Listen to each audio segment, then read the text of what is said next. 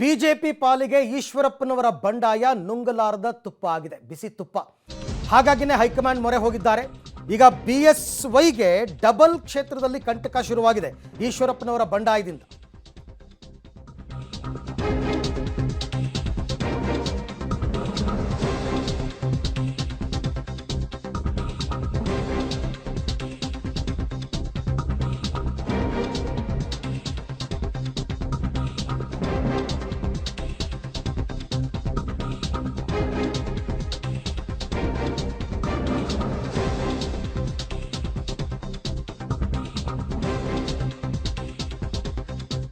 ಈಶ್ವರಪ್ಪನವರ ಬಂಡಾಯ ಯಡಿಯೂರಪ್ಪನವರಿಗೆ ಡಬಲ್ ಕ್ಷೇತ್ರದಲ್ಲಿ ಕಂಟಕ. ಒಂದು, ಶಿವಮೊಗ್ಗದಲ್ಲಿ ಈಶ್ವರಪ್ಪ ಸ್ಪರ್ಧೆ ಮಾಡಿದ್ರೆ ರಾಘವೇಂದ್ರಗೆ ಸಂಕಷ್ಟ. ಈ ಕಡೆ ಹಾವೇರಿಯಲ್ಲಿ ಬೊಮ್ಮಾಯಿಗೂ ಇಕ್ಕಟ್ಟು. ಈಶ್ವರಪ್ಪ ಬಂಡಾಯದಿಂದ ಎರಡೂ ಕಡೆ ಕಾಂಗ್ರೆಸ್ ಲಾಭಕ್ಕೆ ದಾರಿ ಮಾಡಿಕೊಡುತ್ತಾ ಅಂತ ಬಿಜೆಪಿಯ ಹಕ್ಕಾಬುಕ್ಕ ಅಂತ ಅನಿಸ್ಕೊಂಡಿದ್ದ ಯಡಿಯೂರಪ್ಪ ಈಶ್ವರಪ್ಪ ನಡುವೆ ಇವಾಗ ಕಂದಕ ಉಂಟಾಗಿದೆ. ಯಡಿಯೂರಪ್ಪನವರು ವಿರುದ್ಧವೇ ತೊಟ್ಟಿದ್ದಾರೆ ಈಶ್ವರಪ್ಪ ನಡೆಯಿಂದ ಈಗ ಬಿಜೆಪಿ ಪಾಳೆಯದಲ್ಲಿ ಸಂಚಲನ.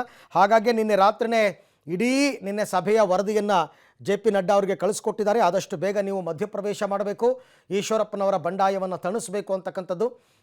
ಯಾಕೆ ಅಂತಂದರೆ ಒಂದು ಕಡೆ ಯಡಿಯೂರಪ್ಪನವರ ಪುತ್ರ ರಾಘವೇಂದ್ರ ಶಿವಮೊಗ್ಗದಿಂದ ಸ್ಪರ್ಧೆ ಮಾಡ್ತಾ ಇದ್ದಾರೆ, ಮತ್ತೊಂದು ಕಡೆ ಬಸವರಾಜ ಬೊಮ್ಮಾಯಿ ಅವರು ಹಾವೇರಿಯಿಂದ ಸ್ಪರ್ಧೆ ಮಾಡ್ತಾ ಇದ್ದಾರೆ. ಎರಡೂ ಕಡೆ ಹೊಡೆತ ಬೀಳುತ್ತೆ, ಕಾಂಗ್ರೆಸ್ಗೆ ಲಾಭ ಆಗುತ್ತೆ. ಹಾಗಾಗೋದು ಬೇಡ ಅನ್ನೋದೇ ಆದರೆ ಈಶ್ವರಪ್ಪನವರ ಮನವೊಲಿಕೆ ಆಗಬೇಕು.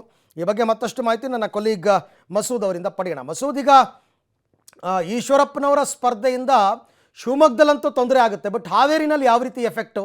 ಕಾಂತೇಶ್ ಕೂಡ ಏನಾದರೂ ಪಕ್ಷೇತರರಾಗಿ ಹಾವೇರಿನಲ್ಲಿ ಸ್ಪರ್ಧೆ ಮಾಡ್ಬೋದಾ ಅಂತ?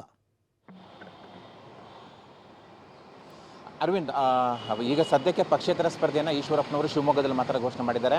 ನಿನ್ನೆ ಸಭೆಯಲ್ಲಿ ಹಾವೇರಿನಲ್ಲೂ ಕೂಡ ಕಾಂತೇಶ್ ಪಕ್ಷೇತರ ಸ್ಪರ್ಧೆಗೆ ನಿರ್ಣಯ ತೆಗೆದುಕೊಳ್ಳಿ ಅನ್ನುವಂತಹ ಒಂದು ಮನವಿ ಬೆಂಬಲಿಗರಿಂದ ಬಂತು. ಆದರೆ ಅದನ್ನು ಸಾರಾಸಗಟವಾಗಿ ಈಶ್ವರಪ್ಪನವರು ನಿರಾಕರಣೆ ಮಾಡಿದ್ದಾರೆ.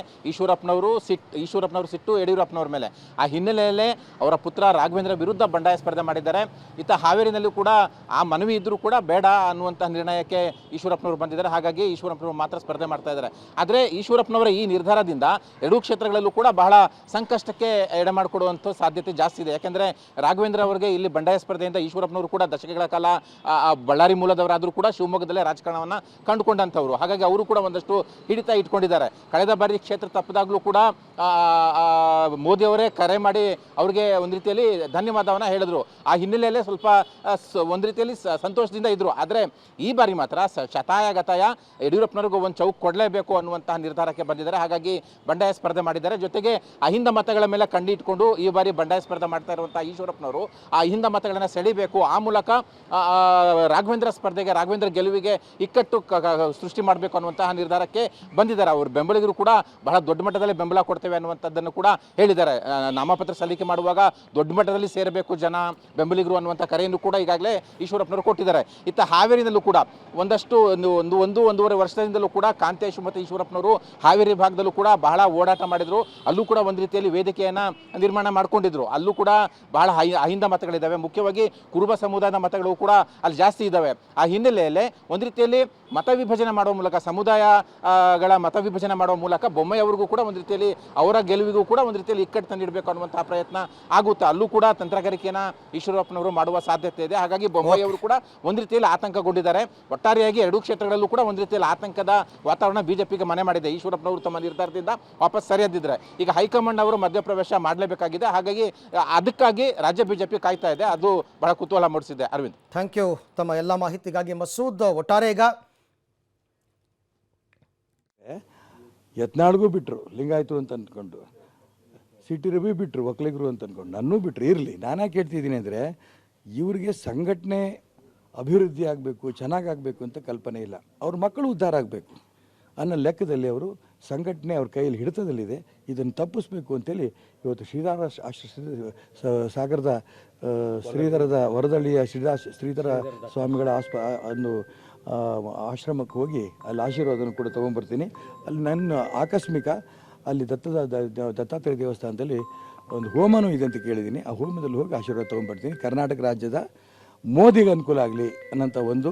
ಎರಡನೇದು, ಭಾರತೀಯ ಜನತಾ ಪಾರ್ಟಿ ಕೂಡ ಸದೃಢವಾಗಿ ಬೆಳೆಯೋ ದಿಕ್ಕಿನಲ್ಲಿ ಶ್ರೀಧರ ಸ್ವಾಮಿಗಳು ಮತ್ತು ದತ್ತಾತ್ರೇಯ ಸ್ವಾಮಿಗಳ ಆಶೀರ್ವಾದ ತೊಗೊಂಬರಕ್ಕೆ ಹೊರಟಿದ್ದೀನಿ. ನೀವು ಪಕ್ಷೇತರ ಅಭ್ಯರ್ಥಿ ನಿಂತ್ಕೊಳ್ಳೋದ್ರಿಂದ ಸರ್ ಪಕ್ಷದಲ್ಲಿ ಯಾವ ರೀತಿ ಬದಲಾವಣೆ ಕಾಣ್ಬೋದು ಸರ್ ನೀವು ನೋಡ್ತಿರೋದು ಹಂಗೆ ಅಲ್ಲ, ಹೊರಗಿಂದ ಹೇಗೆ ಸರ್ ಇಡೀ ಕರ್ನಾಟಕ ರಾಜ್ಯದಲ್ಲಿ ಇದ್ರ ಬಗ್ಗೆ ನಾನು ಸ್ಪರ್ಧೆ ಮಾಡಿದ ಎಲ್ಲ ಕಡೆಯಿಂದ ಫೋನ್ ಬರ್ತಾ ಇದೆ. ನಮ್ಮ ನೊಂದು ಕಾರ್ಯಕರ್ತರು ಹೇಳ್ತಾ ಇದ್ದಾರೆ, ನಾವು ಭಾಳ ಬೇಸರದಲ್ಲಿದ್ದೀವಿ, ನಾವೇ ಶಿವಮೊಗ್ಗಕ್ಕೆ ಬಂದು ಆ ಕಾಂಗ್ರೆಸ್ಸಿನ ಒಂದು ವಂಶದ ಪ್ರಯತ್ನದಿಂದ ನಾವು ಅದ್ರ ವಿರುದ್ಧ ಹೋರಾಡಬೇಕು ಅಂತ ಮೋದಿ ಹೇಳಿದಾಗ, ಕರ್ನಾಟಕ ರಾಜ್ಯದಲ್ಲೂ ಕೂಡ ನಮ್ಮ ಪಕ್ಷವು ಕೂಡ ಒಂದು ವಂಶದ ಕೈಯಲ್ಲಿ ಸಿಕ್ಕಿರೋದ್ರಿಂದ, ಸಂಘಟನೆ ಹಾಳಾಗ್ತಿರೋದ್ರಿಂದ ನಾವು ಶಿವಮೊಗ್ಗಕ್ಕೆ ಬಂದು ನಿಮ್ಮ ಸಪೋರ್ಟ್ ಮಾಡ್ತೀವಿ, ಗೆಲ್ಲಿಸ್ತೀವಿ, ನಾವೆಲ್ಲ ಸೇರಿ ಮತ್ತೆ ಸಂಘಟನೆ ಕಟ್ಟೋಣ ಅನ್ನೋಂಥ ಮಾತನ್ನು ಇಡೀ ರಾಜ್ಯದಿಂದ ಎಲ್ಲ ಕಾರ್ಯಕರ್ತರು ನಿನ್ನೆ ಸಂಜೆಯಿಂದ ಬರ್ತಾ ಇದೆ ಫೋನು, ಈಗಲೂ ಸಾಕಷ್ಟು ಬರ್ತಾ ಇದೆ.